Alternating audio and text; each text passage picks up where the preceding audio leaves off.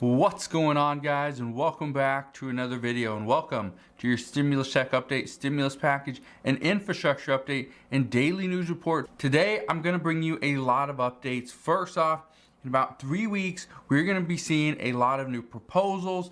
We got some major deadlines coming up. I want to break down everything that's currently going on, what Congress will be looking at, what Democrats are fighting for, and what progressives say they didn't get. So I'll be addressing all that in today's video. Currently, lawmakers are wondering how they're going to get everything done this month that they currently have on their schedule.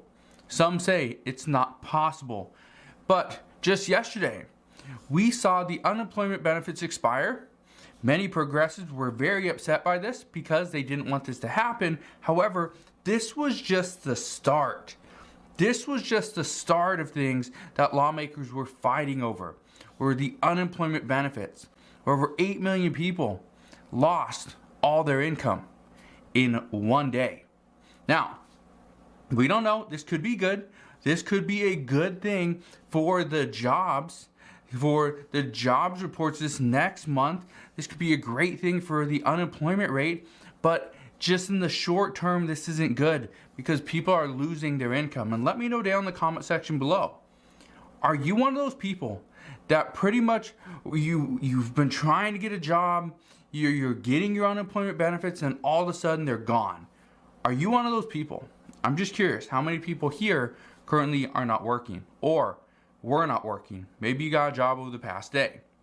Now, that was just the first thing. That was just the first step. Now on September 15th, this is when the reconciliation bill draft is supposed to be due.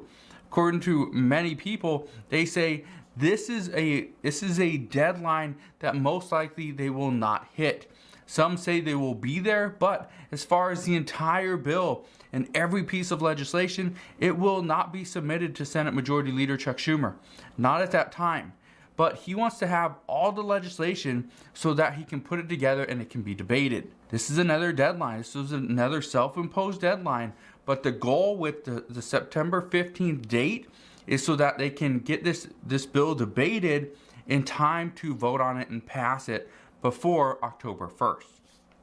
We also know on September 27th, this was a deadline that was set by Speaker Nancy Pelosi. This is the House deadline for voting on that $1.2 trillion bipartisan infrastructure bill. This is for roads, bridges, railways, roadways, things like that. But what I can tell you, if this bill is not ready, okay? If this bill is not ready to be voted on, which means the $3.5 trillion bill hasn't been voted on and passed, if the $1.2 trillion bill doesn't get there, okay, we're going to see moderates, they're going to start pushing back against that $3.5 trillion bill. We are going to see Republicans very upset that they spent all this time and effort working on this bill when now Democrats are holding that bill hostage over that $3.5 trillion infrastructure bill. That is that Democrat-only budget reconciliation. Well, this is September 27th. This is in 20 days. 20 days. Little less than 3 weeks. We're supposed to have this vote. Now, many lawmakers do not believe that this will happen. They don't believe this will happen because of that $3.5 trillion infrastructure bill. Some say that's going to be almost impossible to get all Democrats on board. I don't know. We'll see. But again, as I know more there, I promise I will fill you in on that update. On September 30th, this is when the government funding runs out. This is also when the surface transportation and flood insurance programs expire. We've known this. Every year, September 30th rolls around and the government's trying to fund the fiscal year for the next year. And last year, we struggled. It didn't get passed until, the end of December? Right? We just kept getting pushed back, and finally it passed. So we'll see what happens there. We also have, sometime during this fall, we have to increase the debt limit. That's one of the things we have to do. Now, many lawmakers say that this is going to be included into the budget reconciliation if if they can't agree with Republicans on this. But Republicans have already said they will not raise the debt limit. And if they don't raise the debt limit, there's going to be a lot of cuts. There's going to be a lot of cuts. There's going to be a lot of things we cannot do, we cannot afford as a country. This is not going to be great.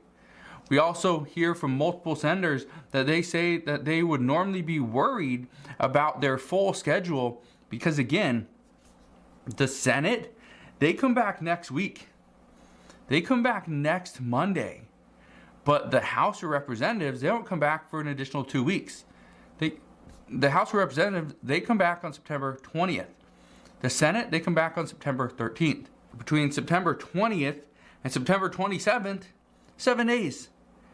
I don't think we're going to get a lot done in just 7 days. And that will be 7 working days because, according to multiple senators, they say they have gotten accustomed to working weekends, and that is something that they must continue to do, especially in this upcoming session.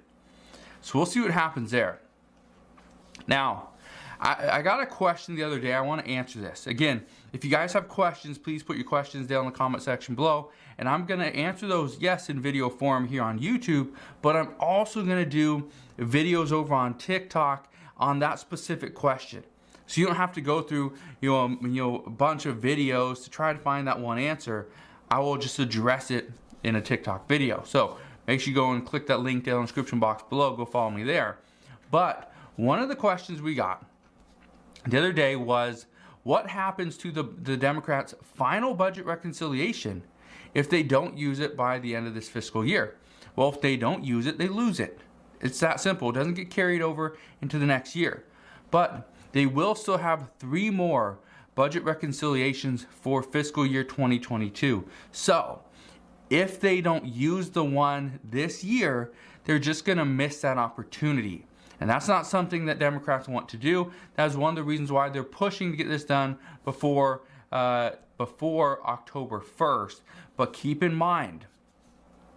in mind, that if they don't get this done, okay, and they might not, we don't know. Some are a little worried that they're not going to get it done. They still have it for next year, so they can still do it. The only problem with pushing it off is they take one of their budget reconciliations for next year. In addition to that, depending on how far this gets pushed back, this could actually impact the midterm. So we're going to see what happens there. We also know that many lawmakers are pushing to get their own agendas included into this $3.5 trillion infrastructure bill. Many progressives at this point, and especially now more than ever, progressives have been pushing for stimulus checks, additional relief to the American people. They've been fighting for more assistance, a larger infrastructure bill, all these different things, right? Immigration reform, a lot of different priorities. Well, they say now more than ever, because yesterday when the unemployment benefits expired for over 8 million people, that hit them hard. That hit them hard because that was something they were fighting for. Well, they're now pushing to see additional relief to those that now can't pay rent, can't put food on the table, can't pay for their everyday necessities that they need to survive and live. The Progressive Party is going to push for more stimulus wherever it can come from. Whether this is going to be a stimulus check, more unemployment benefits, increased tax credits, provide assistance somewhere else, nutrition assistance, more rental assistance, whatever, mortgage assistance, it doesn't matter. They're going to provide more assistance so that those can be taken care of. Those people that are hurting can be taken care of. So, yes, additional assistance is coming. We just don't know what it's going to look like. That's the hardest part at this point is, and I get this question all the time, are we going to get a stimulus check or not? And I go back and forth that yes, we are going to get a stimulus check, or no, we may not get a stimulus check, but we will get stimulus. I just don't know what it's going to look like, who it's going to go to. In the TikTok video I did yesterday, again, if you haven't gone to go and watch that or go to follow me over on TikTok, make sure you go and do that now. Again, I'll put that link down in the description box below. Just go and follow at Real Adam Snyder, and you can join me there. But yesterday I addressed how some lawmakers were asking, what is the government going to do with the funding or the previous funding for the military budget for Afghanistan. And they said they estimate about $300 million per day is what we spent over the past 20 years. Well, I did the math, and just $300 million over 1 year, okay? Over 1 year, 365 days.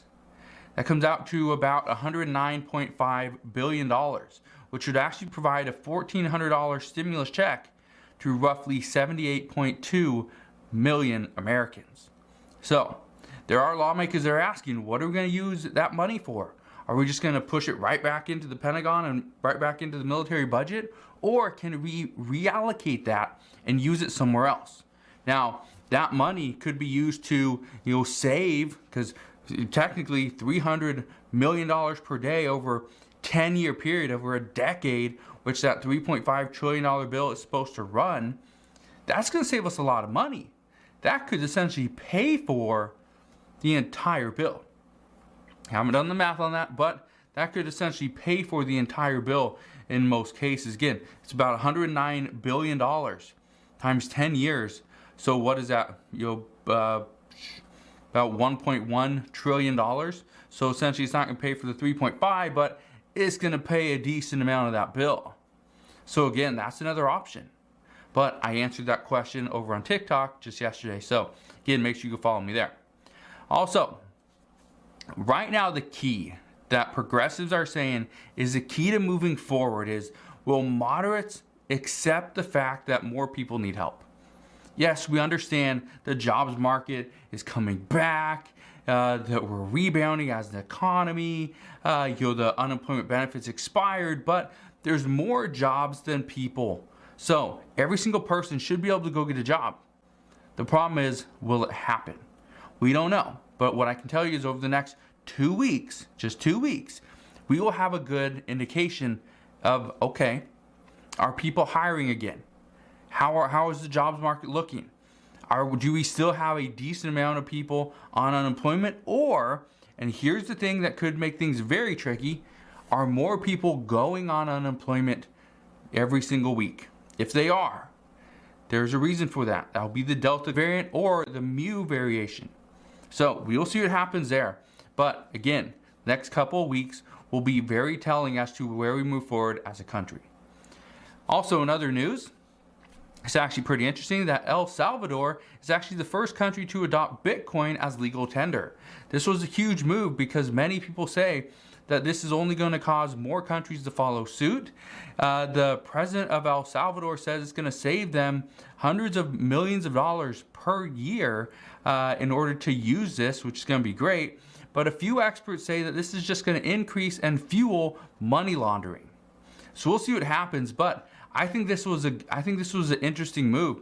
Many people say that Bitcoin and cryptocurrencies should be used in Afghanistan as well, but we will see what happens there.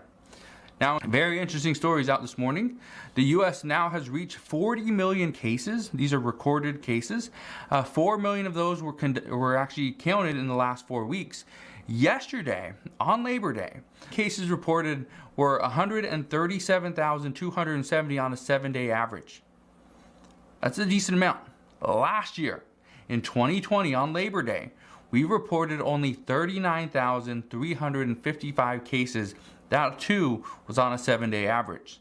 Now, many say that the surge is just starting to take off, and this is something that we have never seen before. We haven't seen cases like this. Others say that this isn't about the new surge. People are just tired of being cooped up and being told what to do. And let me ask you this question. Are you being tired of being told what to do? You being tired of just cooped up in your house or whatever, can't do anything? This is one of the reasons why many people are traveling, doing other things, and cases are increasing because, yes, people are getting tired. They're sick and tired of this issue. So they're starting to try to take their normal lives back. Experts still say this is something that we need to be careful of until we are all fully. Well, Cuba took this one step further. Cuba started children from the ages of 2 and up. So if you are 2 years old and older, the goal of this was to have all children before schools reopen, and is one that is only locally produced in Cuba, and it's not recognized by the World Health Organization. They have said that their local clinical trials have shown that this particular has an efficacy rate of over 90%. So I don't know what's going to happen there. This could be a very interesting move. Who knows? Chances are, if Cuba is the only country, okay, that has for children, and we've seen this before. We've seen this when people from, I think, India or China would come fly over to the U.S. because we had at the time when they didn't. We will see. People could be traveling to Cuba very soon. So as I know more, I promise I will fill you in on all latest news and updates. Again, I just want to thank you guys for watching. Have a wonderful rest of your day. Consider subscribing, and I'll see you guys on the next one. See you guys on the next one. See you guys on